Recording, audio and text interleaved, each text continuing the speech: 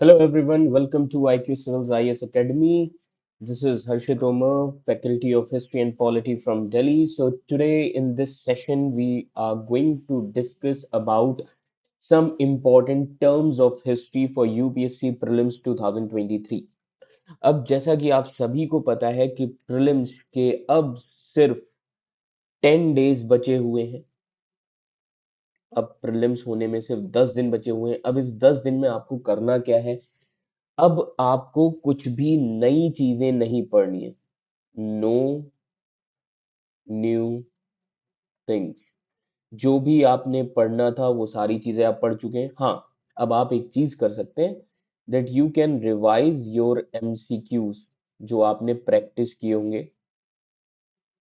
Okay, practice जो आपने mock test practice किए होंगे उनको आपको बार बार रिवाइज करना है। आपको कोई भी नया करंट अफेयर नहीं पढ़ना है, कुछ भी नई चीज नहीं पढ़नी है। अब आपको इन 10 डेज में आप सिर्फ 4 to 5 आवर्स एमसीक्यूज को रिवाइज करें, जो भी आपने पढ़ा है उनके सॉल्यूशंस को रिवाइज करें। साथ ही साथ जो लास्ट मोमेंट पर फैक्ट्स देखे जाते हैं, जैसे कि मैंने अभी आपको बताया कि जो इंपॉर्टेंट कीवर्ड्स हैं हिस्ट्री के, आपने ऑलरेडी पढ़े होंगे, बट ये रिवीजन के काम आ जाएंगे क्योंकि हर साल पिछले लगभग 4-5 सालों से ऐसे क्वेश्चंस पूछे जा रहे हैं हिस्ट्री में, और मैं आपको कुछ एग्जाम्पल भी बताऊंगा। तो उनको आप रिवाइज कर सकते हैं। प्लस अब आपको अपनी हैबिट, स्लीपिंग हैबिट को सुधारना है। अब काफी सारे लोगों को इस टाइम पर नींद नहीं आती है, एग्जाम के एक दिन पहले नींद नहीं आ रही है। अगर आप एक अच्छी स्लीप नहीं लेंगे तो आपका एग्जाम पे इफेक्ट पड़ेगा। समझ में आ रहा है? तो प्रॉपर स्लीप लेना शुरू कर दीजिए कि रात में आपको जगना नहीं है। आप 10 से 11 बजे तक सो जाएं। ओके, ताकि आप ये रूटीन फॉलो कर सकें जिस दिन आपका एग्जाम। ओके, ये और सबसे बड़ी चीज, काफी सारे लोगों को ऐसा भी लग रहा होगा कि उन्होंने जो भी पढ़ा है वो हम भूल रहे हैं। समझ में आ रहा है? काफी सारे, और ये ऑब्वियस है, 99.99% लोगों को ऐसा होता है। अगर आप चीजें भूल रहे हैं तो बिल्कुल भी घबराने वाली बात नहीं है। जब आप पेपर देखेंगे, ओके, आप सारी चीजें रिकॉल कर सकते हैं, बिकॉज प्रीलिम्स का मतलब है रिकॉल करना, रटना नहीं। Prelims is all about recall the things. आपने क्वेश्चन देखा, आपको चीजें याद आ गई, दैट्स इट। क्यों ऐसा होता है? क्योंकि प्रीलिम्स एक ऐसी स्टेज है जहां पर आंसर्स आपके सामने होते हैं। मेंस में आपको आंसर लिखना होता है। यहाँ पर आपके पास चार ऑप्शन है, ए बी सी डी। ये चारों ऑप्शन आपके सामने हैं, और आपके सामने आंसर्स हैं, तो बस आपको सही आंसर चूज करना है। क्लियर? तो अगर आप चीजें भूल रहे हैं, बिल्कुल भी डरने वाली बात नहीं है। देन एग्जाम फियर, बहुत सारे लोगों को भूख नहीं लगती है, डर लगना शुरू हो जाता है कि क्या होगा। ये ऑब्वियस है। ओके, बिल्कुल भी डरने वाली बात नहीं है। अगर आप चीजें भूल रहे हैं कि क्या करें, कुछ नया पढ़ना नहीं है, जो पढ़ा है अपने ऊपर भरोसा रखना। देखो, इस एग्जाम की सबसे खास चीजें जो है, जो बच्चे वहां पे फॉलो नहीं करते, कॉन्फिडेंस, खुद पर होना बहुत जरूरी। अगर ये कम हो गया तो गड़बड़ हो जाएगा पेपर। दूसरा है डेयरनेस। समझ में आ रहा है? डेयरनेस। ओके, एंड तीसरी चीज है पेशेंस। ये तीन चीजें आपको इस एग्जाम में फॉलो करनी है। क्लियर? तो ये चीजें ध्यान रखिए। ओके, तो बिना किसी देरी के शुरू करते हैं आज का इम्पोर्टेंट सेशन, जो कि इम्पोर्टेंट की टर्म्स के बारे में है हिस्ट्री के, and which is important for your prelims 2023। This lecture will help you in revision. Okay, तो सबसे पहली चीज आईक्यू सिविल्स आईएएस एकेडमी के बारे में बता दूं कि जितने भी लोग 2024 एंड 25 के लिए तैयारी कर रहे हैं, एडमिशन शुरू हो चुके हैं, न्यू बैचेस शुरू होने जा रहे हैं 25 में एंड 5 जून को। और साथ ही साथ ऑफलाइन बैचेस शुरू हो रहे हैं 25 में एंड 5 जून से। और उसी के साथ याद रखिए, आप देख सकते हैं अपने स्क्रीन पर नीचे लाइन चल रही है, पहली बार, पहली बार पूरे नॉर्थ ईस्ट में बिल्कुल मिनिमम कॉस्ट में आईक्यू सिविल्स आईएएस एकेडमी लेकर आया है मॉड्यूल वाइज कोर्सेस। बट ये कोर्स पूरा ऑनलाइन होगा। जो बच्चे इधर उधर ट्रेवल नहीं कर सकते, फाइनेंशियल कंस्ट्रेंट है, इन सभी चीजों को मद्देनजर रखते हुए हमने इस साल कोर्स लॉन्च किया है। और ये कोर्स शुरू होने वाला है 20 जून 20 से शुरू होने वाला है। जीएस पेपर 2 से शुरुआत होगी और भी मॉड्यूल्स आते रहेंगे। और इस कोर्स की कॉस्ट बिल्कुल मिनिमम है, 4999, जिसमें आपको polity, constitution, international relations, governance and social justice, ये पूरे मॉड्यूल्स आपको पढ़ाए जाएंगे, समझाए जाएंगे। ओके, और ये पर्सनली मैं खुद इसको हैंडल करूंगा, जिसमें हम आपको ये दावा कर रहे हैं कि आपको किसी भी किताब को पढ़ने की जरूरत नहीं पड़ेगी। अब सबको ये होता है कि सर लक्ष्मीकांत पढ़ें, डीडी बसु पढ़ें। ओके, ऐसा कुछ भी नहीं है। आपको जो नोट्स दिए जाएंगे वो सफिशिएंट होंगे, और लक्ष्मीकांत का कौन सा पेज पढ़ना है वो आपको बताया जाएगा। बाकी कोई भी आपको एडिशनल चीज पढ़ने की जरूरत नहीं है। न्यूज़पेपर से रिलेटेड जो भी आर्टिकल्स होंगे वो हम लेक्चर के साथ ही खत्म करते हुए चलेंगे। समझ में आ रहा है? मतलब ट्रेडिशनल प्लस करंट अफेयर्स दोनों को इंटरलिंक करके हम पढ़ेंगे। ओके, कॉन्सेप्चुअल क्लैरिटी जिससे आपको मिले। ओके, इंटरलिंक करना आप सीखें और फिर कंसोलिडेट करें, वहीं पर यूपीएससी की तैयारी शुरू होती है। क्लियर? और ये कोर्स बिल्कुल ही कम कॉस्ट में आ रहा है, ताकि मिनिमम कॉस्ट और मैक्सिमम आउटपुट हम आपको दे सके।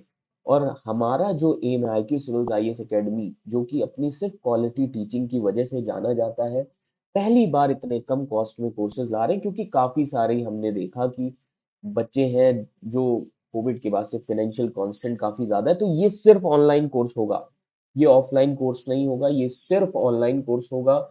और हर लेक्चर का पीडीएफ आपको शेयर किया जाएगा। प्लस इस कोर्स में और आपको क्या मिलेगा, इस कोर्स में आपको इसी के साथ प्रीवियस ईयर क्वेश्चन सॉल्व करवाए जाएंगे, प्लस सेक्शनल मॉक टेस्ट भी इंक्लूडेड है। तो इतनी सारी चीजें, plus free guidance and mentorship session भी इंक्लूडेड है। तो इतनी सारी चीजें सिर्फ आपको 4999 में मिल रही है। और ये जो 4999 आप देख सकते हैं, आपकी स्क्रीन पे नीचे आ रहा है रेड लाइन में। ओके, तो ये जो 4999 फीस है, ये सिर्फ फर्स्ट 500 स्टूडेंट्स के लिए। देन इसके बाद जितने भी आएंगे 501 से 1000 या उससे ज्यादा, उनकी फीस हो जाएगी 5999। ओके, एंड देन 1001 से जितने भी 1500 तक स्टूडेंट या उससे ज्यादा जितने भी आएंगे, उनकी फीस होगी, याद रखिएगा, 8999। तो जल्द से जल्द एनरोल करा लें आप अपनी सीट, और 20 जून से ये कोर्स शुरू होगा। समझ में आ रहा है? तो बिल्कुल भी देरी ना करें, जल्द से जल्द एनरोल कराएं खुद को, और इस कोर्स का लाभ उठाएं। और ऐसे ही अब जीएस पेपर 1, जिसमें ज्योग्राफी, हिस्ट्री, सोसाइटी, ये जितने भी हैं, ये भी मॉड्यूल वाइज कोर्सेज आएंगे। तो आप में से जितने भी बच्चे ट्रेवल नहीं कर सकते, आ नहीं सकते, ओके, फाइनेंशियल कॉन्स्टेंट है, तो उनके लिए हम ये कोर्स लेकर आए हैं। तो आप जल्द से जल्द एनरोल कराएं और इस चीज का लाभ उठाएं। क्लियर? तो अब हम बात करने जा रहे हैं, और इसी के साथ ही साथ ये कोर्स सिर्फ ऑनलाइन रहेगा। और ये कोर्स उन सभी लोगों के लिए जो लोग पिछले 4-5 साल से तैयारी कर रहे हैं, बट प्रीलिम्स भी क्लियर नहीं हो रहा है। ओके, मेंस में क्या अप्रोच होना चाहिए, जिन्होंने सेल्फ स्टडी की है बट डायरेक्शन नहीं मिल पाया, ये कोर्स सभी के लिए। ऐसा नहीं है कि जो लोग अब तैयारी करने जा रहे हैं, नहीं, ये कोर्स सभी के लिए। जो लोग पढ़ चुके हैं उनका रिवीजन हो जाएगा, किस तरीके से इंटरलिंक करना है, सारी चीजें अच्छे से पढ़ाई जाएंगी। क्लियर? तो ये हमारी तरफ से एश्योरेंस है, ताकि हम आपको सेटिस्फाई करके भेजें, ताकि आप अच्छे से चीजों को समझ सकें और अपनी प्रिपरेशन को एक नई दिशा, एक नया डायरेक्शन दे सकें। ओके, और इसी के साथ ही साथ ऑफलाइन बैचेस शुरू हो रहे हैं 25 में एंड 5 जून से जल्द से जल्द आप सभी लोग जिनको ऑफलाइन बैचेस में आना है, जिनको मॉड्यूल वाले ऑनलाइन कोर्स में आना है, तो इन सभी की डिटेल्स आपको दी गई हुई है और आप इन नंबरों पर कॉल करके इंक्वायरी कर सकते हैं। Clear? So, what are the topics that we are going to cover in this session? So, we are going to cover first keywords of Vedic period.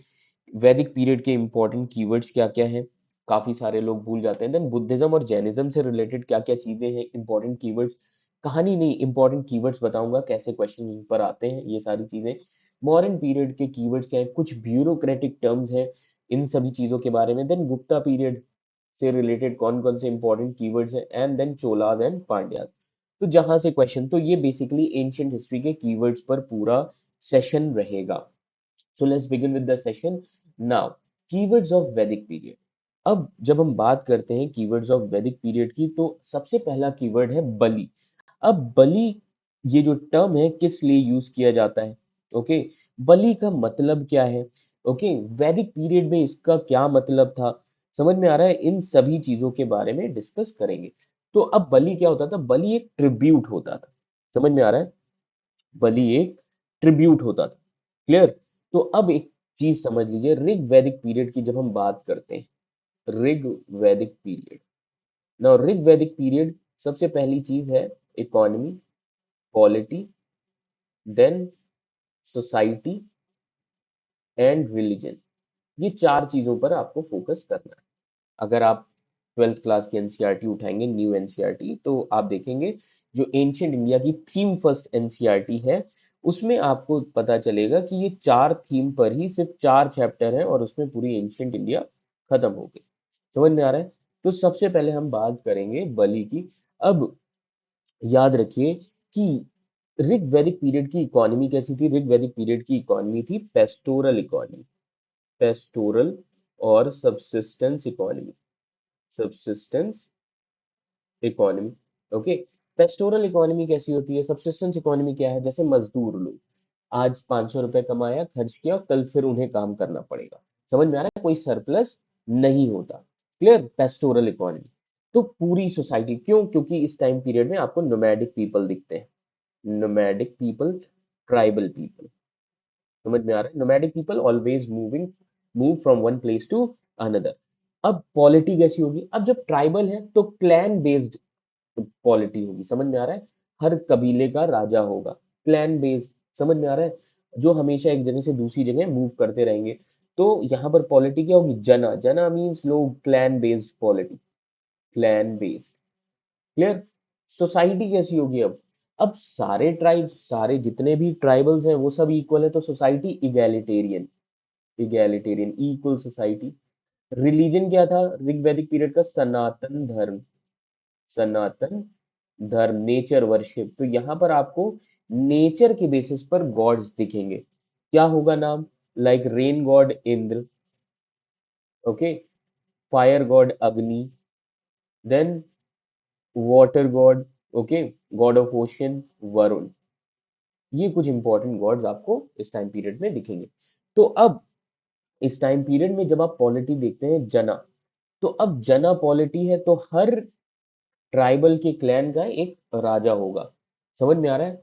तो अब इस टाइम पीरियड में इकोनॉमी कैसी है, पेस्टोरल, तो यहाँ पे पेस्टोरल इकोनॉमी में सबसे इंपॉर्टेंट क्या होंगे, कैटल्स, यहाँ पर मनी इकोनॉमी नहीं है, मनी सिस्टम नहीं होगा, कैटल्स होंगे, समझ में आ रहा है। तो अब अगर कोई जो राजा होगा वो अगर अपने क्लैन की रक्षा करेगा, प्रोटेक्ट करेगा, तो उसके बदले में कुछ तो उसको दिया जाएगा। तो बलि क्या है, एक तरीके से ट्रिब्यूट है, voluntary gift.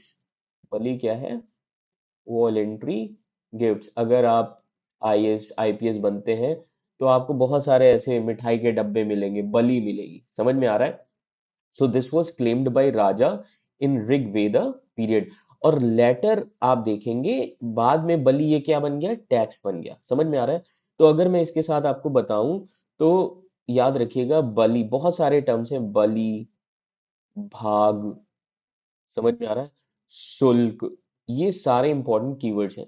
So these three are interpreted as taxes, समझ में आ रहा है, taxes of different different kind, समझ में आ रहा है। तो वैदिक पीरियड में बलि जो होता था वो एक तरीके की ट्रिब्यूट होती थी, ऑफरिंग्स होती थी। बलि क्या होता था, ऑफरिंग्स, ओके, जो राजा को दिया जाता था। क्लियर? ये याद रखिएगा। सो it is a kind of voluntary gift rather than tax. तो अभी मैंने आपको एक और बताया, भाग। भाग क्या होता था? भाग टैक्स होता है। That means some share, you need to give some share. समझ में आ रहा है? ये याद रखिएगा। ओके, तो ये सारी चीजें होती थी। देन एक टर्म और मैंने अभी आपको बताया, शुल्क। अब शुल्क ऋग्वेदिक में याद रखिएगा, shulk in Rigveda does not mean a tax. Rigveda में शुल्क को टैक्स नहीं कहा जाता। It does not mean a tax. Okay, it does not mean a tax. But ये किस लिए यूज किया जाता था? It was use to measure the value. ये किस लिए शुल्क का टर्म यूज किया गया है? To measure, to measure of value, value को मेजर करने के लिए। समझ में आ रहा है? ये याद रखिएगा। तो बेसिकली इसका मेंशन कहां पर किया गया है? शुल्क का मेंशन। अब आपसे सोर्स पूछ लेगा यूपीएससी। सोर्स कहां पे है? Atharvaveda. Atharvaveda is the source. तो क्वेश्चंस ऐसे आते हैं। अब आप कहेंगे कि सर ये सारी चीजें बुक में नहीं होती। ये काम होता है लेक्चर्स का, ताकि आप ये चीजें सीखें। इसीलिए आईक्यू सिविल्स आईएएस एकेडमी के क्लास नोट्स बड़े ही फेमस है। समझ में आ रहा है? ये याद रखिएगा। तो ये जो कॉन्टेक्स्ट है, जो मैंने अभी शुल्क का बताया, ओके, उस समय क्या होता था, वीक जो होते थे वो प्राइस पे करते थे स्ट्रॉन्ग को। समझ में आ रहा है? Weak paying a price to strong, उसको शुल्क कहा जाता था। Weak paying a price to strong. Clear? ये याद रखिएगा। तो ये था बलि के बारे में। आई hope this much is clear. तो ये वॉलेंट्री ऑफरिंग से बाद में ये टैक्स बनता है। क्लियर? ये याद रखिएगा, वॉलेंट्री ट्रिब्यूट। देन है धर्म। धर्म का मतलब क्या है? What is the meaning of dharma? Okay, तो अब एक चीज समझो, dharma signifies behaviour that are considered to be in accord with rita. Okay, धर्म का मतलब रिलीजन नहीं होता, ये याद रखिएगा। धर्म का मतलब ड्यूटीज होता है। ओके, तो अब ये धर्म क्या होता था? ओके, तो मैंने अभी आपको बताया, ये धर्म क्या होता था? ड्यूटीज। ये याद रखिएगा, धर्म, ड्यूटीज। तो अब एक चीज याद रखिए, concept of rita and dharma बहुत इंपॉर्टेंट है। धर्मा का मतलब, dharma holds the people. Okay, dharma holds the people. Getting my point? So धर्म याद रखिएगा, it is derive from the root word dhar. DHR, धर का मतलब क्या होता है? To hold. टू होल्ड ये इसलिए होता था ताकि लोग एक दूसरे के साथ बंधे रहे, क्राइम ना हो। समझ में आ रहा है? जो इस दुनिया को होल्ड करके रखता है। क्लियर? तो मैंने अभी आपको तीन गॉड के बारे में बताया था, इंद्र, अग्नि, वरुण। क्लियर? अब इन गॉड्स के दो फंक्शन होते थे, वर्ल्डली फंक्शन, दुनियावी, एंड सेलेस्टियल फंक्शन। क्लियर? तो वरुण के भी दोनों फंक्शन है, worldly and celestial. Worldly function क्या है? वर्ल्डली फंक्शन याद रखिएगा, इनको कहा जाता है गॉड ऑफ ओशन, या सेलेस्टियल फंक्शन आप कह सकते हैं गॉड ऑफ ओशन। समझ में आ रहा है? God of ocean. ओशन जिस तरीके से अपनी एक लिमिट में रहता है, वैसे ही वर्ल्डली फंक्शन क्या है वरुण का? वरुण का वर्ल्डली फंक्शन है रता। रता। वरुण का वर्ल्डली फंक्शन क्या है? रता। ओके, रता मतलब God of morality. God of morality. Morality मतलब, अब आप ये देखिए, जब उस समय की इकोनॉमी, ऋग्वैदिक पीरियड की इकोनॉमी ही ट्राइबल इकोनॉमी है, इकोनॉमी में पैसा है नहीं, तो किस तरीके से एडमिनिस्ट्रेशन, पुलिस नहीं होगी, जुडिशरी नहीं होगी, तो लोग किससे डरेंगे? लोग डरेंगे गॉड से। इसीलिए गॉड रता जो थे वो गॉड ऑफ मोरालिटी थे। समझ में आ रहा है? फॉर एग्जाम्पल, अगर आप पॉपुलेशन देखें दिल्ली की, दिल्ली की पॉपुलेशन मान लीजिए 2 करोड़ है। पुलिस कितनी है? पुलिस है 1 लाख। क्लियर? तो 98% लोग जो होंगे दिल्ली के, वो किससे डरते हैं? वो डरते हैं रिलीजन से, गॉड से, इसलिए वो क्राइम नहीं करते। और 2% लोग किससे डरते हैं? दिल्ली पुलिस से। समझ में आ रहा है? इसी तरीके से याद रखिएगा, रता जो थे that is god of morality. Okay, that makes life and universe possible, जिसमें duties, rights, laws, conduct, virtues, right way of living क्या होना चाहिए, ये सारी चीजें बताया गया। अब ये मेंशन कहां पर किया गया है? तो रता के बारे में मेंशन किया गया है ऋग्वेद में। इनके बारे में कहां पर मेंशन किया गया है? ऋग्वेद में मेंशन किया गया है। रता के बारे में कितनी बार? 390 टाइम्स इनको मेंशन किया गया है। समझ में आ रहा है? तो ये याद रखिएगा, ये काफी इंपॉर्टेंट चीजें। ओके, सो अब धर्मा याद रखिए, अब धर्मा मीन्स ड्यूटी। ओके, ये याद रखिएगा, dharma means duty. Clear everyone? Okay, now another important thing, sabha. Now एक चीज और समझिए, नाउ ड्यूरिंग ऋग वैदिक पीरियड पॉलिटी क्या थी? जना। ओके, बट कुछ पॉलिटिकल असेंबलीज के बारे में भी मेंशन किया गया है। कौन कौन सी असेंबलीज हैं? याद रखिएगा, सभा, समिति, विधाता एंड गना। इन चार असेंबलीज के बारे में मेंशन किया गया है ऋग्वेद में। ओके, सभा क्या होता था? सभा is like house of elders, जहां पर बूढ़े बुजुर्ग लोग होंगे और उनके उन्होंने जो कह दिया उसको, उनके ऑर्डर्स को ओबे करना ही करना है। So it is an assembly of few select one और एल्डर पीपल। और ये सबसे पहले कहां पाया गया? ऋग्वेद में। समझ में आ रहा है? ये याद रखिएगा, सभा। ओके, नाउ समिति। समिति इज लाइक लोकसभा समझ लो, जहां पर लोग होते थे, पीपल ट्राइब के गैदर होते थे, डिस्कस करते थे फिलोसॉफिकल इश्यूज के बारे में। और समिति में सबसे इंपॉर्टेंट रोल कौन होता है? किसका होता है? किंग का। जैसे लोकसभा इंपॉर्टेंट कौन है? Prime minister. समझ में आ रहा है? तो किंग होता था, किंग को कहा जाता था राजन। ओके, देन एक और टर्म है कुलापा। कुलापा किसको कहा जाता है? हेड ऑफ फैमिली को।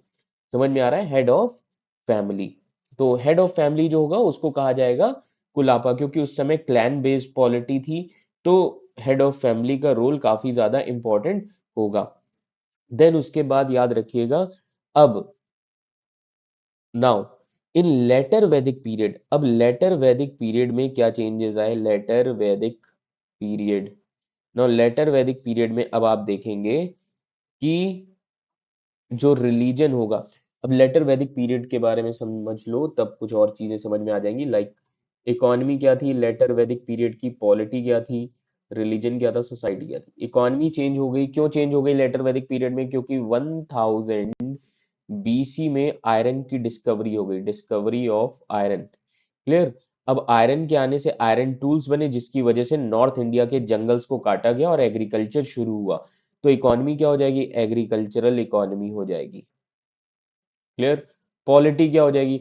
अब वही ट्राइब्स जो ऋग्वैदिक पीरियड में हमेशा मूव करते रहते थे एक जगह से दूसरी जगह, always move from one place to another, अब वही ट्राइब अपने लैंड पर सेटल होना शुरू करेंगे।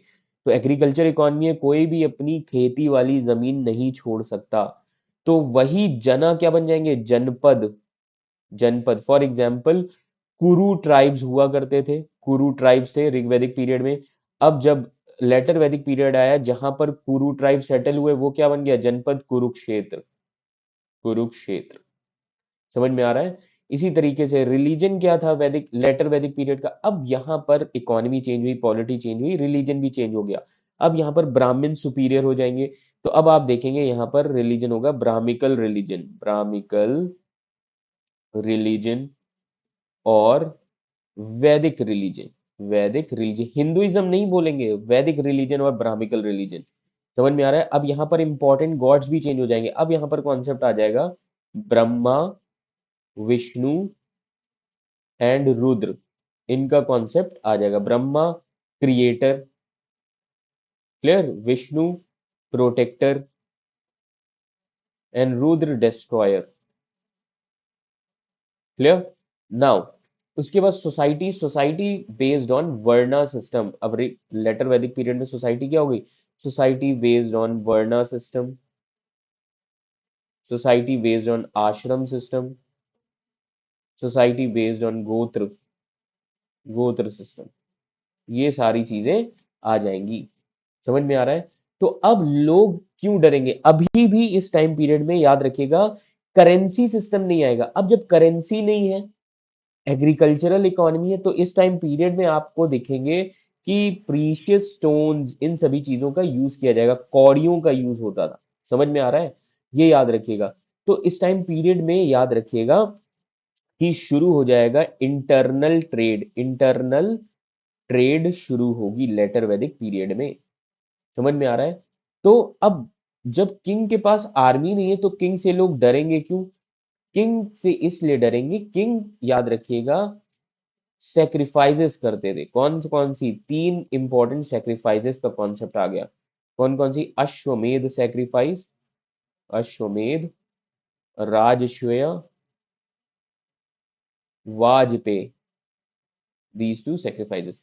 So Rajasuya and Vajpayee sacrifices, okay, Ashwamedh sacrifice, these sacrifices were performed by the king. समझ में आ रहा है? तो ये सारे यज्ञ हैं, रिचुअल्स हैं। Clear everyone?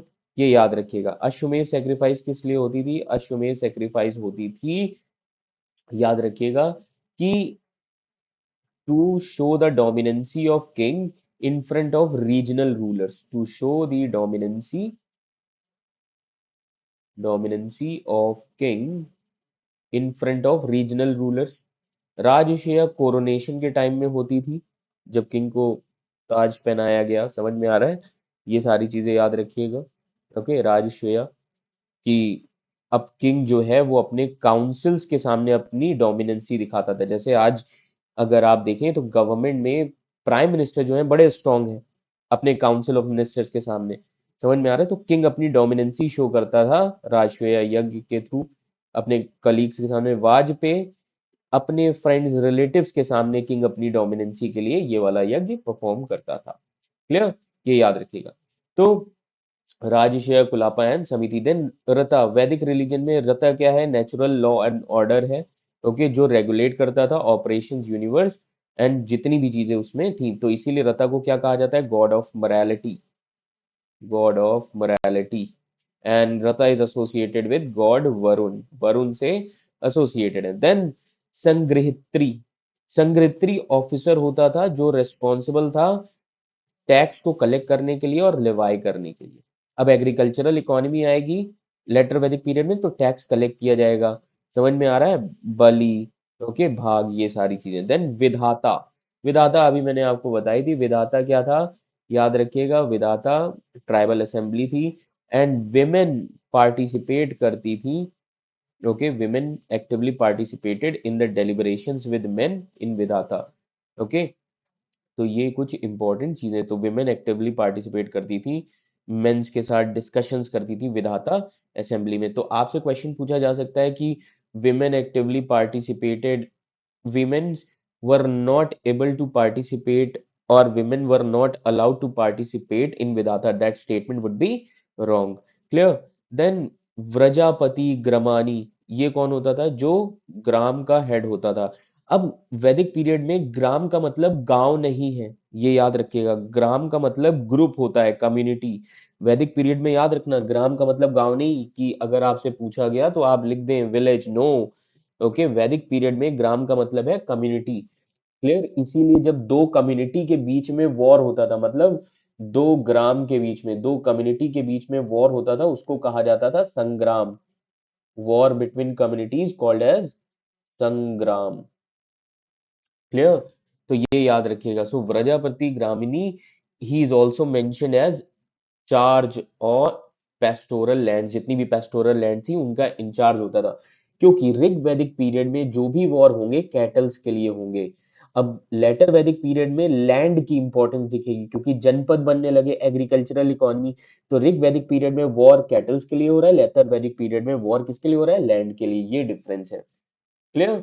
नाउ अब हम बात करेंगे कुछ keywords which are related to Jainism and Buddhism. अब हम पहले बात करेंगे अनेकांतवाद की। ओके, अनेकांतवाद। अब अनेकांतवाद जो है, ओके, अब ये एक जैन डॉक्ट्रीन है। समझ में आ रहा है? जैनिज्म में। क्लियर?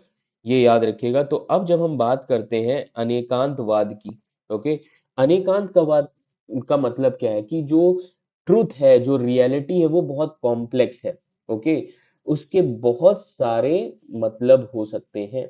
क्लियर। तो अनेकांत, पहली तो चीज ये समझो, अनेकांत जो है वो एक जैन डॉक्ट्रिन है, that ultimate truth and reality are complex. इसके बहुत सारे मल्टीपल एस्पेक्ट्स हो सकते हैं, इसको देखने के बहुत सारे नजरिए हो सकते हैं। समझ में आ रहा है? तो अनेकांत सबसे इंपॉर्टेंट कोर फिलोसफी है, याद रखिएगा, किसकी? जैनिज्म की। समझ में आ रहा है? ये याद रखिएगा। ओके। तो अनेकांतवाद याद रखिए, बहुत इंपॉर्टेंट फिलोसफी है। तो इस this is also closely related to shadvad. अब शादवाद, जब आप जैनिज्म पढ़ते हैं उसमें इंपॉर्टेंट फिलोसफीज हैं। समझ में आ रहा है? शादवाद जो है जैनिज्म में, याद रखिएगा, वो ये कहता है कि जो जितने भी जजमेंट्स होते हैं वो कंडीशनल होते हैं। समझ में आ रहा है? कुछ चीजें सर्टेन कंडीशंस और सर्कमस्टेंसेस पर डिपेंड करती हैं। समझ में आ रहा है? तो ये सारी चीजें काफी ज्यादा इंपॉर्टेंट है। तो शादवाद का मतलब होता है इट कुड बी। ओके। तो इसको आप इस तरीके से भी समझ सकते हैं, बिल्कुल इजी लैंग्वेज में अगर शादवाद को समझना है। ये बेसिस इस पे याद रखिएगा, ध्यान किस पर दिया जाता है शादवाद में? So based on it could be, ऐसा भी हो सकता है, कुड बी इज्म फिलोसफी इसको हम कहते हैं। समझ में आ रहा है? This is related to relativism. Clear. तो ये सारी चीजें बहुत, ये फिलॉसफी ये कहती है कि इस दुनिया में कोई भी चीज एब्सोल्यूट नहीं है। So that is why this is called as theory of non absolutism. Theory of non absolutism. Theory of non absolutism. समझ में आ रहा है? तो इन सभी कीवर्ड्स पर आप फोकस करें, क्योंकि क्वेश्चंस इनमें से कहीं से भी आपसे पूछा जा सकता है। समझ में आ रहा है? तो डॉक्ट्रिन ऑफ शादवाद याद रखिएगा, काफी इंपॉर्टेंट है। ओके। कि ये कहता है that every proposition is only relatively true. Okay. तो ये डिपेंड करता है कि पर्टिकुलर एस्पेक्ट पर, कि हम उस प्रेपोजिशन को समझने के लिए कौन सा अप्रोच, कौन सा पर्सपेक्टिव ले रहे हैं। क्लियर। तो this is somehow closely related to anekantavad, जो कहता है कि हर एक चीज के काफी सारे एस्पेक्ट होते हैं, समझने के, ट्रुथ को देखने के बहुत सारे नजरिए होते हैं। क्लियर। देन आ गया अरहत। अब अरहत भी काफी इंपॉर्टेंट है। अरहत अब किसमें है? याद रखिएगा, बुद्धिज्म में। अब ये अरहत कहता क्या है? सबसे पहली चीज, जब भी आप बुद्धिज्म पढ़े, इन सारी चीजों को जरूर समझे। समझ में आ रहा है? तो अरहत जब भी हम बात करेंगे, तो अरहत में जो सबसे इंपॉर्टेंट चीज है, that is you need to understand this philosophy Theravada Buddhism. समझ में आ रहा है? तो अब एक चीज याद रखिएगा कि ये जो अरहत है, थेरावाड़ा बुद्धिज्म डिफाइन करता है अरहत को। ओके। अरहत संस्कृत में बोला जाता है, पाली में इसको बोला जाता है Arhant. Okay, Arhant, one who is वर्दी और अ परफेक्टेड पर्सन हैविंग अटेन निर्वाण। वो इंसान जिसने निर्वाण अटेन कर लिया हो, उसको हम बोलेंगे अरहत। याद रखिएगा, उसको क्या बोला जाएगा? अरहत बोला जाएगा। समझ में आ रहा है? जिसने निर्वाण अटेन कर लिया हो। तो बहुत सारे टेक्स्ट याद रखिएगा, उसको कहते हैं it is called as having attain nirvana. Okay. जो डिसअपियर हो गया हो साइकिल ऑफ रीबर्थ से। समझ में आ रहा है? इवन याद रखिएगा, हीन यान जब आप पढ़ते हैं, तो हीन यान में याद रखिएगा, जो लेटर है बुद्धा के टीचिंग्स के। ओके। इन सभी चीजों के बारे में भी बताया गया है। तो अरहत काफी इंपॉर्टेंट फिलोसफी है। तो बेसिकली याद रखिए, Theravada Buddhism as well as Hinayana जो है, हीनयान, हीनयान जो है, is the Hinayana ideal, Hinayana ideal is the arhat, arhat. Okay. ये याद रखिएगा। ओके। अब हीनयान में भी अरहत का कॉन्सेप्ट है, जिसने निर्वाण अटेन कर लिया हो। बट महायान में आपको इसका कॉन्सेप्ट नहीं दिखेगा। क्यों नहीं दिखेगा? महायान में सबसे इंपॉर्टेंट आइडियल क्या है? बोधिसत्वास का। तो आप देख सकते हैं महायान का कॉन्सेप्ट क्या है? बोधिसत्वा। महायान, बोधिसत्वा, गॉड्स। समझ में आ रहा है? तो ये एक बुद्धिस्ट कॉन्सेप्ट है। तो बोधिसत्वास जो होंगे, ही और she is a supremely wise, compassionate who refrains from nirvana to help other Buddhist attain निर्वाण, जो अपने आप को रिफ्रेन कर देता है निर्वाण से, ताकि अदर बुद्धिस्ट को हेल्प कर सके निर्वाण में। ओके। ये सारी चीजें याद रखिएगा। देन कैवल्य ज्ञान। कैवल्य ज्ञान मीन्स अल्टीमेट नॉलेज। सेम चीज लाइक निर्वाण। तो कैवल्य ज्ञान कहाँ पर यूज हुआ है? जैनिज्म में। समझ में आ रहा है? Kevala jnana means omniscience in Jainism. Okay. And this is रफली ट्रांसलेटेड एज कंप्लीट अंडरस्टैंडिंग और सुप्रीम विजडम, जिसको अल्टीमेट नॉलेज, अल्टीमेट ट्रूथ के बारे में ज्ञान हो गया हो। So every soul has the potential to obtain omniscience by shedding off karmic particles attach to the soul. जो भी सोल से दुनियावी चीजें जुड़ी हुई हैं उनको हमें डिटैच करना है खुद से। इसीलिए आप देखिए जैनिज्म में जो आप देखते हैं ना, दिगंबरा सेक्ट है, वो हर चीज को छोड़ देते हैं। Even they also detach themselves from clothes. Digambara means naked. Okay, naked जो स्काई क्लैड होते हैं, आप देखते हैं ना उनके गुरु नेकेड चलते हैं, तो उन्होंने दुनियावी चीजों से अपने आप को अलग कर दिया है। Okay, so it is a soul who has attained Kaivalya jnana, जिसको हम कहते हैं कैवलिन। तो महावीर को भी कैवलिन कहा जाता है, महावीरा। ओके, क्लियर, ये याद रखिएगा। देन पारिग्रह। ओके, अब कुछ टर्म्स हैं इंपॉर्टेंट, याद रखिएगा। पारिग्रह, अब ये पारिग्रह हो गया या अपारिग्रह भी बोला जाता है। ओके, ना, अब समझिए कि ये पारिग्रह क्या है। क्लियर, तो पारिग्रह, पारामिता, अपारिग्रह, जैनिज्म में ये एक वो है। Okay, it is a vow to limit attachment worldly to possession, कि अपने आप को बिल्कुल लिमिटेड अटैच रखना है। ओके, बिल्कुल कम से कम इन दुनियावी चीजों से। ओके, ये सारी चीजें ध्यान रखिएगा। देन श्रमाना, श्रमाना टर्म यूज किया गया 6th सेंचुरी बीसी से, 6th सेंचुरी बीसी। ओके, इसको आप कह सकते हैं नास्तिक भी।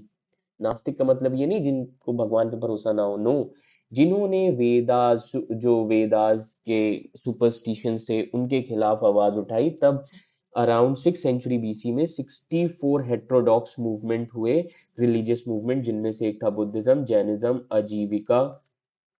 ओके, अजीविका, देन अजीविका, बुद्धिज्म, जैनिज्म, लोकयात फिलोसफी। ओके, ये डिफरेंट डिफरेंट फिलोसफीज उस समय थी। क्लियर, तो सबसे इंपॉर्टेंट याद रखिएगा कौन सी है, बुद्धिज्म और जैनिज्म। देन श्यादवाद, श्यादवाद मैंने अभी आपको बताया, it is a Jain doctrine that all judgments are conditional, सारे जजमेंट्स कंडीशनल होते हैं। Okay, holding good only in certain conditions. Okay, circumstances और सेंसेस। ओके, कि सर्कमस्टेंसेस, जजमेंट्स, जितने भी जजमेंट्स होते हैं कंडीशनल होते हैं, जो सिर्फ सर्टेन कंडीशंस और सर्कमस्टेंसेस के हिसाब से होते हैं। क्लियर, ये याद रखिएगा। देन थेरावाड़ा, थेरावाड़ा जो है, it is a dominant form of Buddhism in most south East Asia. समझ में आ रहा है? थेरावाड़ा बुद्धिज्म जो है, it is most dominant in south East Asia, remember this thing. तो थेरावाड़ा भी काफी ज्यादा इंपॉर्टेंट है। ये सारे जितने भी टर्म हैं, ये आपको पता होने चाहिए। क्लियर, तो बेसिकली थेरावाड़ा बुद्धिज्म जो है, it was developed in Sri Lanka. ये कहाँ पर डेवलप हुआ था? ये श्रीलंका में डेवलप हुआ था। Okay, remember these things. Clear, तो हमेशा जब भी आप बुद्धिज्म पढ़ें, so try to understand the philosophies of Buddhism. समझ में आ रहा है? इन सभी की फिलोसफीज को समझिए। So Theravada is also called as ancient branch of Buddhism. Okay, and Theravada is closest, it is closest to the original teachings of Buddha.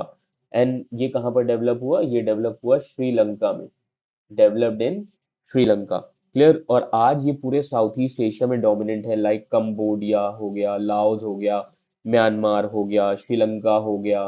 Okay, Thailand हो गया, इन सभी जगह आपको ये थेरावाड़ा बुद्धिज्म दिखेगा। क्लियर, देन थेरी घाट, थेरी घाट क्या होता है? थेरी घाट याद रखिएगा, it means versus of elder nuns is a Buddhist text.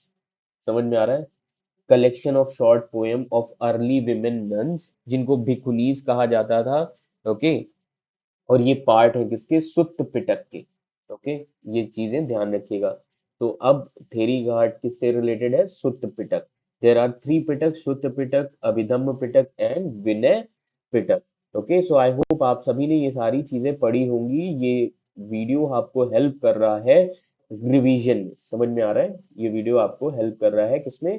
Revision में। क्लियर, तो थेरी घाट याद रखिएगा। These are often translated as verses of elder nuns is a Buddhist text. तो ये कलेक्शन है शॉर्ट पोएम्स के। समझ में आ रहा है? तो इन चीजों के बारे में ध्यान रखिएगा। Okay, so it is a part of Sutta Pitak. Then त्रिपतिकल, ओके, त्रिपतिकल क्या है? त्रिपिटक, जो कि ट्रेडिशनल टर्म है बुद्धिस्ट स्क्रिप्चर का, मतलब three scripture, three baskets. So three Pitaks are Vinay, Sutta Pitak and Abhidhamma Pitak. So these three Pitaks are related to which sect of Buddhism? तो सिंपल आप कह सकते हैं हीनयान, हीनयान से जुड़े हुए हैं. क्लियर? अब आप कहेंगे कि सर महायाना का स्क्रिप्चर क्या है? महायाना बुद्धिज्म का स्क्रिप्चर याद रखिएगा डिफरेंट है, क्योंकि यहाँ पर गॉड का कॉन्सेप्ट आ गया था. समझ में आ रहा है? ये याद रखिएगा. तो इंपॉर्टेंट यहाँ पर गॉड का कॉन्सेप्ट है. ओके. वज्रयाना का, वज्रयाना का सबसे इंपॉर्टेंट पार्ट क्या है?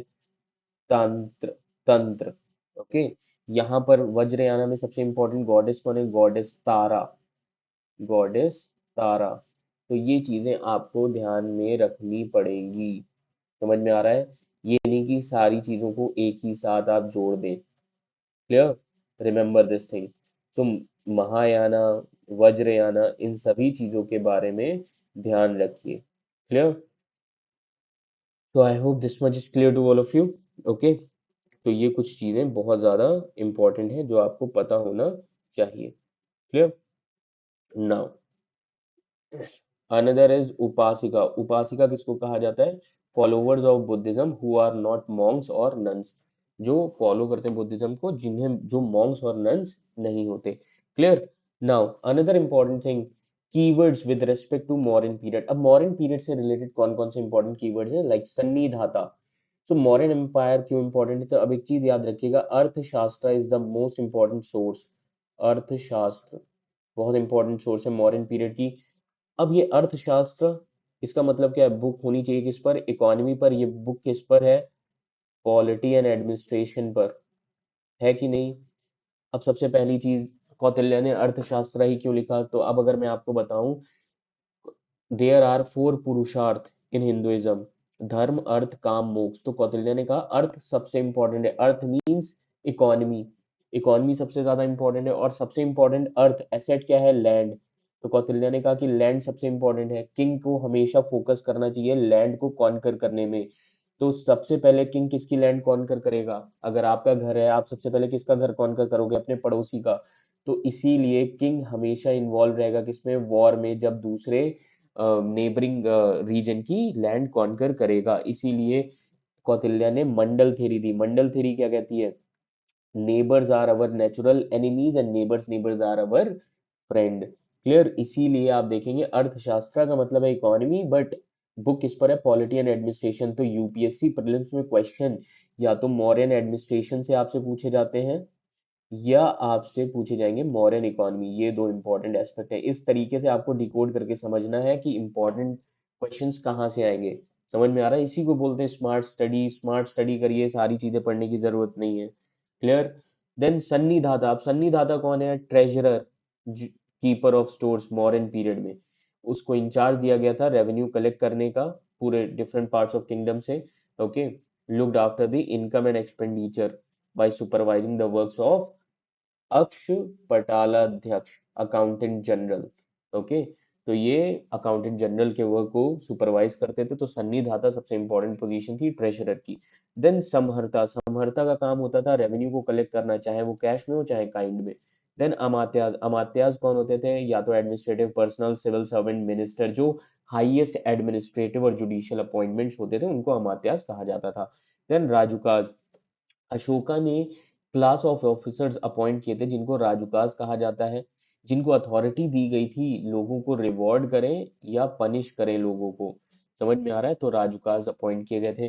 देन अध्यक्षास. अध्यक्षास कौन होंगे? वो ऑफिसर जो डिफरेंट डिफरेंट डिपार्टमेंट्स का ध्यान रखेंगे, लुक आफ्टर करेंगे. समझ में आ रहा है? तो हर डिपार्टमेंट के अध्यक्ष होंगे. क्लियर? देन युक्ताज. युक्ताज कौन होगा? अब एक चीज समझिए, युक्ताज याद रखिएगा सबॉर्डिनेट ऑफिशियल्स होंगे, जिनका मेन काम होता था, जिनकी मेन ड्यूटी होती थी सेक्रेटेरियल वर्क और अकाउंटिंग की. ओके. बट सबॉर्डिनेट ऑफिशियल्स हैं. Clear? Then Gopa and Sthanika. Gopa and Sthanika ये इंटरमीडिएट लेवल ऑफ एडमिनिस्ट्रेशन पर होंगे. ओके. जो डिस्ट्रिक्ट और विलेज लेवल के बीच में होती है, that is block level. Block level पर होंगे ये. ओके. गोपा और स्थानिका. ओके. ये याद रखिएगा, जहां पर गोपा और स्थानिका एडमिनिस्टर करते थे. देन ग्रामिका.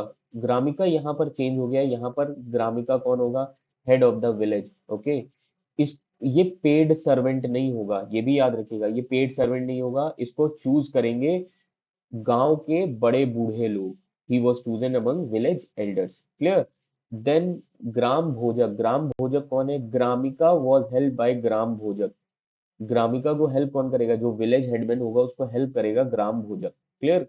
देन प्रमुख, प्रमुख कौन है, 18 chief handicraft of the time was organized in guilds called as श्रेणीज।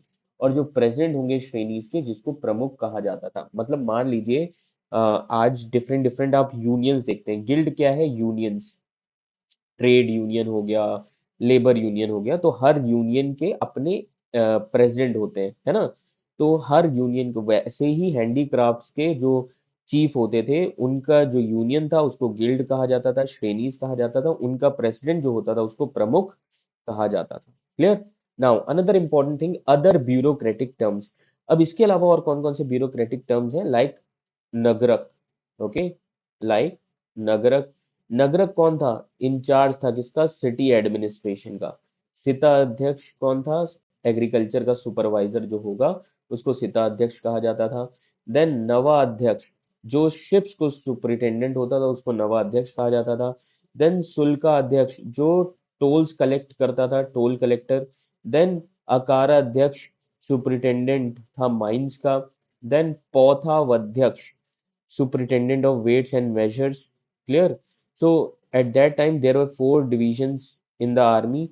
So कौन कौन से, इन्फेंट्री, कैवलरी, चैरियट्स होते थे, एंड एलिफेंट्स। ओके, इन चारों ही डिवीजन को ऑफिसर्स के अंडर में रखा जाता था, जिनको कहा जाता था पटा अध्यक्ष। ओके, पटा अध्यक्ष किसका इंचार्ज होगा, इन्फेंट्री। ओके, कैवलरी का कौन होगा, अश्व अध्यक्ष। चैरियट्स का रथ अध्यक्ष। और याद रखिएगा एलिफेंट्स का कौन होगा, हस्त्या अध्यक्ष। क्लियर। तो इन चारों के अंदर तो ये कीवर्ड्स काफी ज्यादा इंपॉर्टेंट है। Then keywords with respect to Gupta empire. अब Gupta after Mauryan empire, Gupta empire सबसे इंपॉर्टेंट है। उपारिका, उपारिका डायरेक्टली अपॉइंट किया जाता था किंग के द्वारा, जिसको प्रोविंशियल गवर्नर कहा जाता था।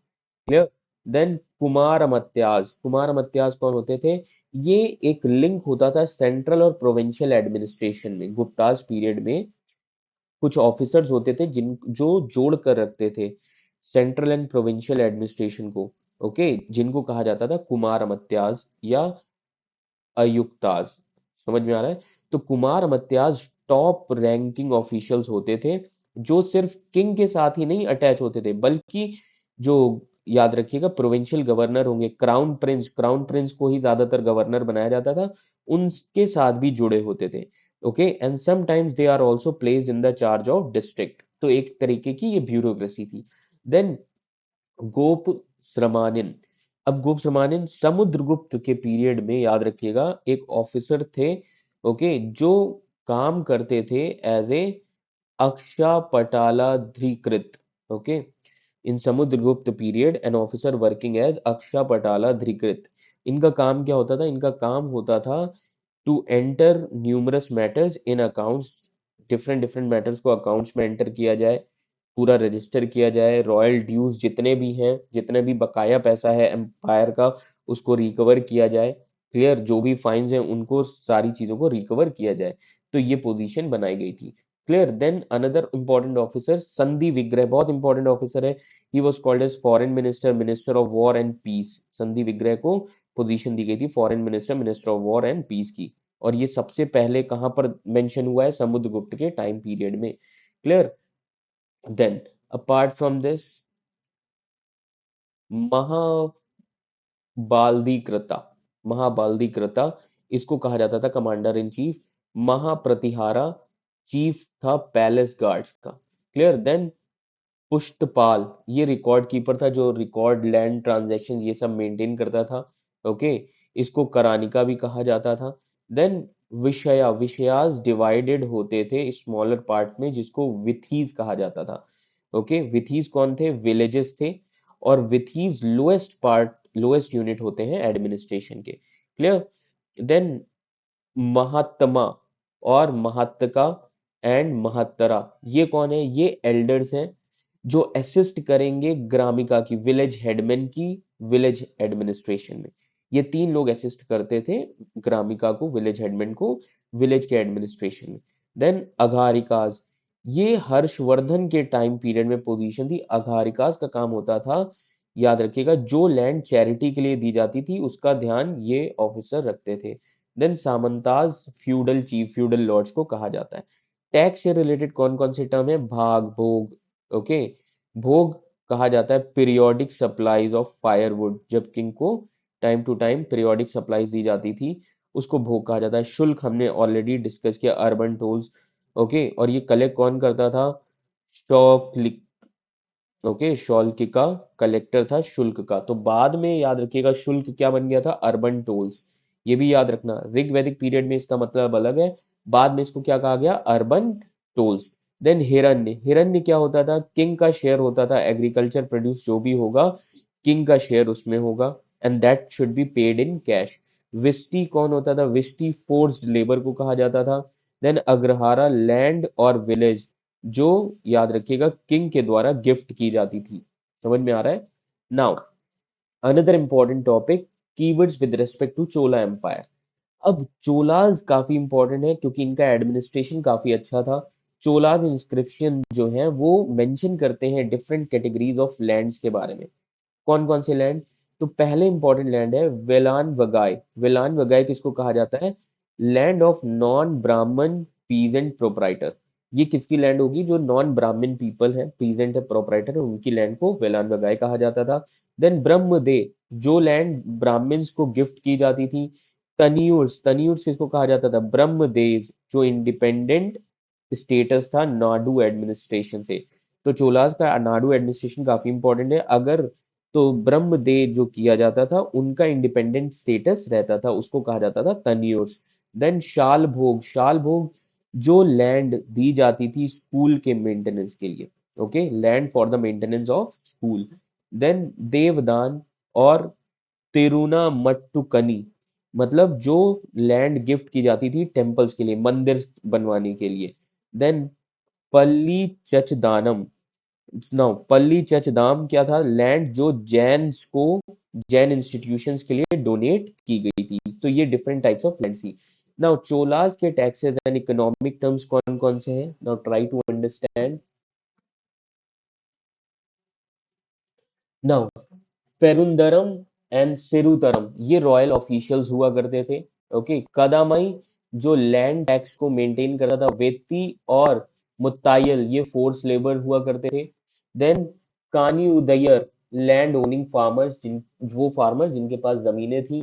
देन उलुकुड़ी, टेनेंट फार्मर्स को कहा जाता था। समझ में आ रहा है? देन वलनाडु, वलनाडु किसको कहा जाता था? जब group of nadus, different different nadus थे, एडमिनिस्ट्रेटिव यूनिट्स थी, जब ग्रुप ऑफ नाडूज क्रिएट गए थे रेवेन्यू कलेक्ट कर ली, उसको वलन कहा था। पुरावु वाई हिनाइकम श्रीवरम, कौन से डिपार्टमेंट टैक्सेस को लुक्ड आफ्टर? समझ में आ रहा है? Department looked after taxes. तो एरीपट्टा, एरीपट्टा याद रखिएगा, वो टैक्स, वो टैक्स मेंटेन करने के लिए यूज होता है। समझ में आ रहा है? Tax maintenance of tax, clear. अब इसके साथ साथ कुछ साउथ इंडियन असेंबली लाइक सभा को यहाँ पे कहता था चोला स्टेट में assembly of Brahmin land owners, ये लैंड ओनर्स की असेंबली को समझा।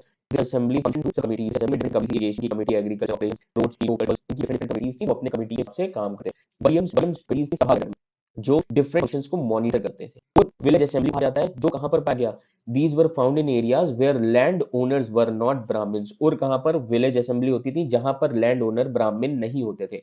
नगरम ऑर्गेनाइजेशन थी मर्चेंट्स की, जैसे श्रेणीज नॉर्थ में थी, वैसे नगरम मर्चेंट्स की ऑर्गेनाइजेशन थी साउथ में, जिसके मेंबर और हेड को कहा जाता था नगरट्टार। नाडु कुर्रम कोट्टम ये डिस्ट्रिक्ट को कहा जाता था। समझ में आ रहा है? नाडु कुर्रम कोट्टम डिस्ट्रिक्ट या सब डिवीजन को कहा जाता था, ओके। तो इनको यूज किया गया है एज ए लोकल असेंबली, उन एडमिनिस्ट्रेटिव, उन एरियाज को, उन लोकल एरियाज को एडमिनिस्ट्रेट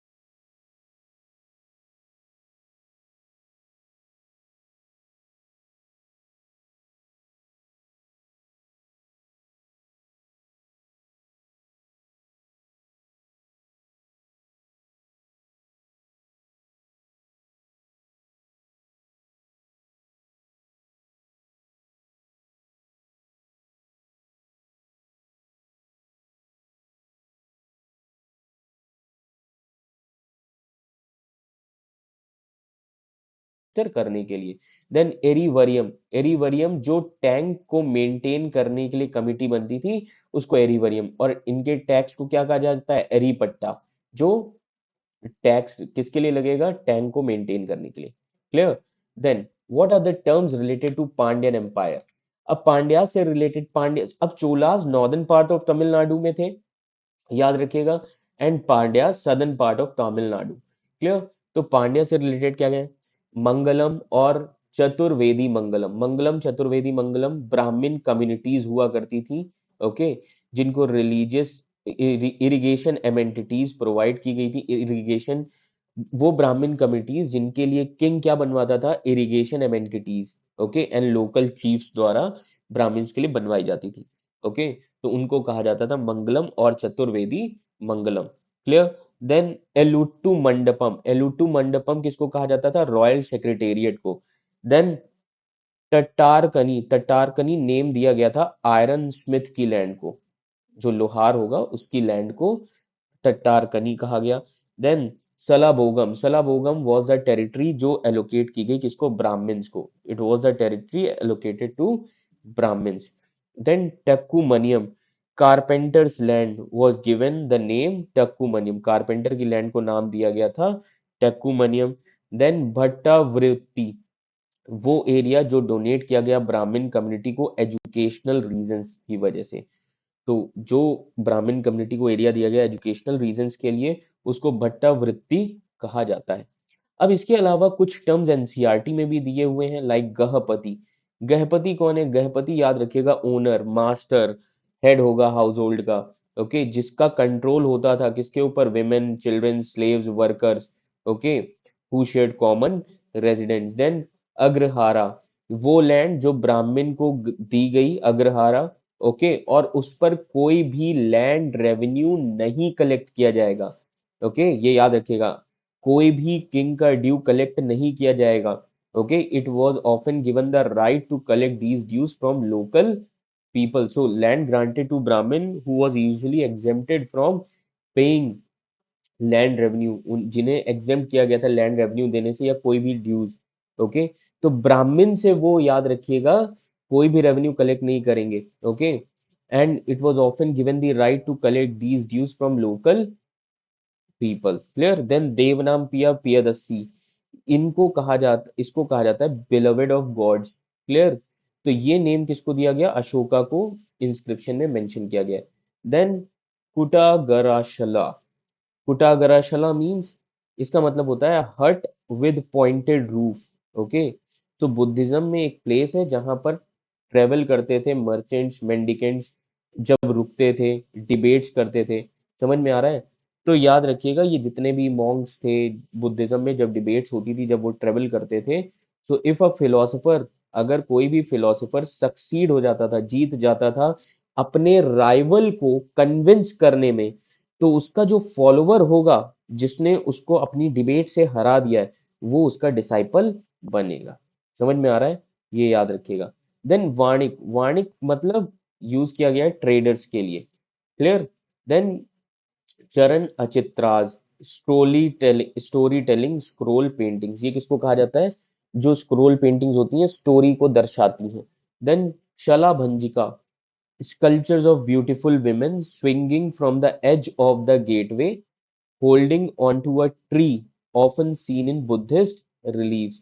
तो शलाभंजी का स्कल्पचर्स हैं ब्यूटीफुल वुमेन के, जो एज पर आपको दिखाए गए गेटवे के। ओके, जो those are holding on to a tree, और ये ज्यादातर आपको बुद्धिस्ट रिलीफ्स में ही मिलेंगे। क्लियर, गेटवे पर। देन मूवेंडर, मूवेंडर तमिल वर्ड है जिसका मतलब है थ्री चीफ्स।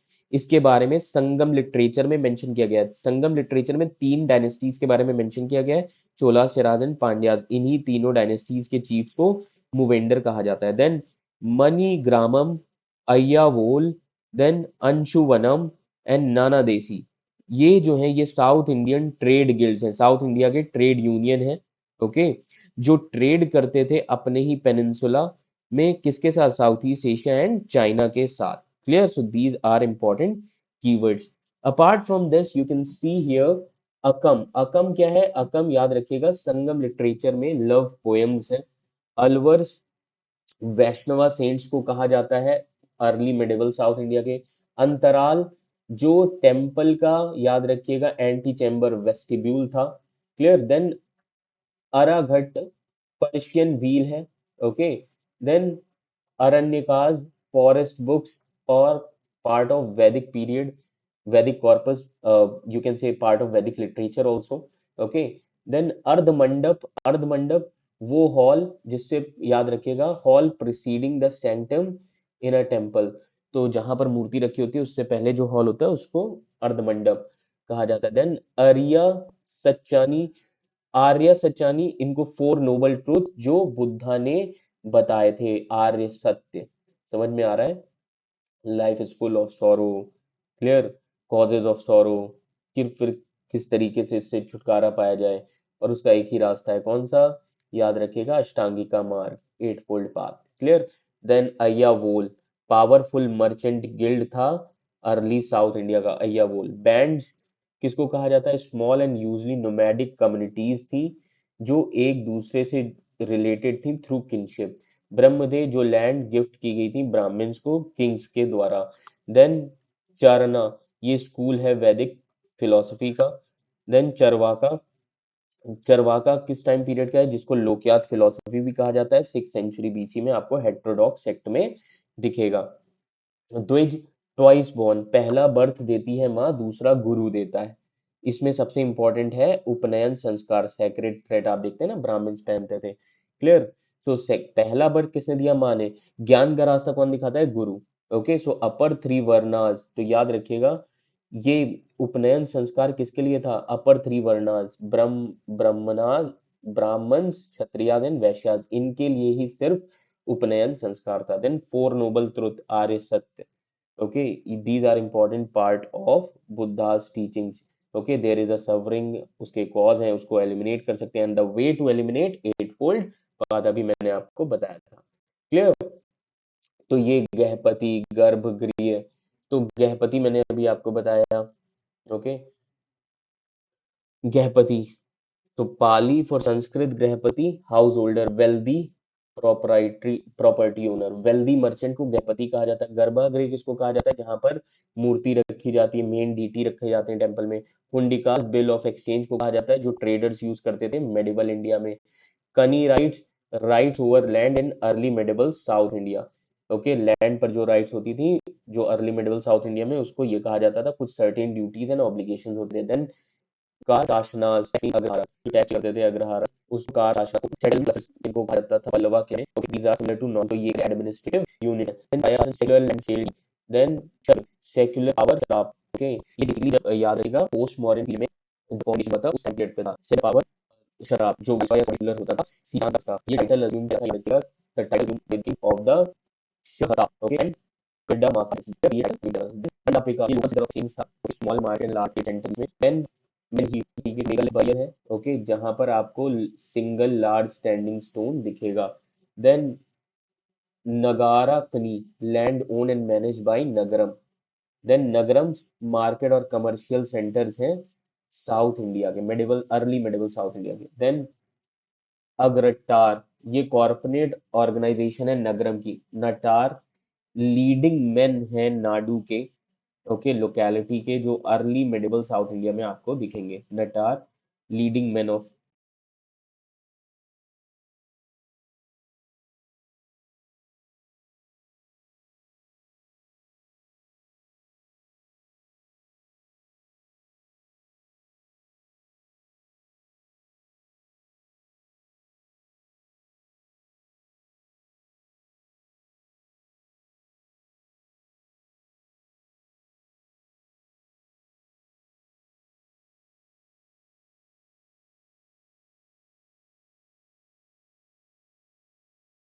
नाडू लोकेलिटी के, जो आपको कहाँ पर दिखेंगे? अर्ली मिडिवल साउथ इंडिया में। देन नियोग, नियोग क्या है? नियोग विवाह आपने सुना होगा। क्लियर। तो नियोग विवाह क्या होता था कि विडो जो होती थी, मान लीजिए उसका हस्बैंड की डेथ हो गई, तो विमेन क्या हो गई? विडो हो गई। अगर उसका कोई, अगर हस्बैंड का छोटा भाई है तो उसके साथ शादी कर सकते हैं अगर बच्चे चाहिए तो। सो एंशियंट कस्टम था विडो के लिए cohabiting with her married with her brother-in-law or another man in order to produce sons. Clear everyone? ये चीजें ध्यान रखिएगा. Clear? Then प्रमाणास. प्रमाणास किसको कहते हैं? Grounds of knowledge. Puram war poems हैं जो आपको संगम लिटरेचर में दिखेंगी. देन पूर्व मीमांसा, ये स्कूल है वैदिक लिटरेचर का. Then samanta, subordinate ruler feudal lord. Then sapindas, okay, जो लोग एक दूसरे से जुड़े होते थे, people who were held to be related to each other, an important category in dharmashastra discussions. किससे? On the rules of marriage, inheritance, okay, rules of purity, impurity, ये सारी चीजें ऑब्जर्व करी जाती थी when a person died. Then saptanga rajya. Saptanga, seven limbs of state, ये अर्थशास्त्र में मेंशन किया गया सप्तांगा थ्योरी, ओके, कि स्टेट के सेवन एलिमेंट्स होते हैं, किंग, पोश, ये सारी चीजें. क्लियर? देन सेठी. सेठी पाली लैंग्वेज याद रखिएगा. संस्कृत में इसको हम बोलते हैं श्रेष्ठिन, जो हाई लेवल के बिजनेसमैन होंगे ट्रेड यूनियन के, जिनका काम होगा ट्रेड, मनी लेंडिंग का. देन शाखा. शाखा याद रखिएगा, ये आपको मिलेगा वेद में. ओके, शाखा एक तरीके से इसको बोला जाता है, रिसेंशन ऑफ वेदा. देन सिद्ध मेत्रिका, ये एंशियंट स्क्रिप्ट है, ओके, जो याद रखिएगा आपको पता चलेगी 6th century BC से, जिसको कुटिला भी कहा जाता है. ये बहुत माइन्यूट माइन्यूट सी चीजें हैं. This can be asked in your examination. Then syadvada already हमने डिस्कस किया हुआ है. देन तनियूर, स्पेशल स्टेटस दिया जाता था सर्टेन ब्रह्म व्यास, जो अर्ली मिडिवल साउथ इंडिया में होता था, अभी मैंने बताया भी था, ओके, जो कि याद रखिएगा इंडिपेंडेंट स्टेटस होता था, अभी हमने डिस्कस किया था. Then Tevaram. Tevaram collection of hymns, जो कि पार्ट है साउथ इंडियन शिव भक्ति के. Clear? Then vatteluttu, ancient South Indian script, जो तमिल के लिए यूज की जाती थी. वेलाला वेलालर, जो कल्टिवेटिंग ग्रुप है साउथ इंडिया का. Then vellan vagai, non brahmadeya villages of early medieval South India. Okay, non brahmadeya villages, okay, जहां पर याद रखिएगा जो विलेजेस ब्रह्मदेव में नहीं थे, okay, apart from non, that means these are related to non Brahmins. Clear? Vendar, three crowned kings, okay, Cholas, Cheras and Pandyas. Yavana, Greeks के लिए यूज किया गया. फॉरेनर्स जो वेस्ट से आते थे उनको एक्सक्यूज मी, जो बेसिकली ग्रीक्स के लिए यूज किया गया. Then yupa, sacrificial post. Clear? तो ये आप क्वेश्चन देख सकते हैं प्रीवियस ईयर के, with reference to the history of ancient India which of the following statement is oblique are correct.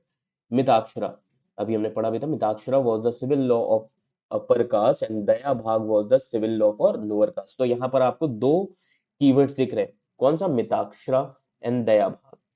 Second, in Mitaksha system, son claims the right to property during the lifetime of father. Daya Bhag system, it is only after death of father that the son claims the right to property. Mitaksha system deals with matter related to property held by male members only of a family, whereas Daya Bhag system deals with the matters related to property held by both male and female member of family. अब आपको इसमें से बताना है. Select the correct answer using the codes given below. 1 and 2 option A, 2 only B option C, 1 and 3 option D 3. तो अब बताइए कौन सा इसमें सही है. तो आप ये देख सकते हैं इस तरीके से क्वेश्चंस पूछे जाते हैं. क्लियर? तो option B is the right answer. Okay, तो पहला गलत इसलिए क्योंकि मिताक्षरा क्या है? ये ओल्डेस्ट स्कूल है हिंदू लॉ का. क्लियर? और ये इंडिया में प्रैक्टिस किया गया except in the state of West Bengal and Assam. तो ये आप लोगों के लिए बड़ा जरूरी है, पता होना चाहिए. दया भाग इंपॉर्टेंट स्कूल है हिंदू लॉ का. मेनली ये कहाँ पर प्रैक्टिस किया जाता है? आसाम और वेस्ट बंगाल में. ओके, आप में से काफी सारे लोग आसाम से हैं, हो सकता है आपको ये चीजें ना पता हो, but these things are important for your prelims examination. और ये क्वेश्चन क्यों पूछा गया था? बिकॉज ये उस साल न्यूज़पेपर में था, द हिंदू में. समझ में आ रहा है? इसलिए इंपॉर्टेंस समझो न्यूज़पेपर की. समझ में आ रहा है? Then second statement is correct. Mitakshara school of lifetime property is inherited by successor only जहां पर there were born in the family of property holder. When a son is born, he receive the right to property, so he can inherit during the lifetime of father also. दया भाग school क्या कहता है? Property inherited by the successor only when the holder of property is dead. मान लीजिए holder की death होगी, तब उसके बाद उसके बेटे को प्रॉपर्टी मिलेगी. क्लियर? थर्ड स्टेटमेंट गलत है. मिताक्षरा एंड दया भाग दोनों ही डील करते हैं male and female property right से. मिताक्षरा ऑर्थोडॉक्स स्कूल है. It is biased against women and give them less right to inherit property.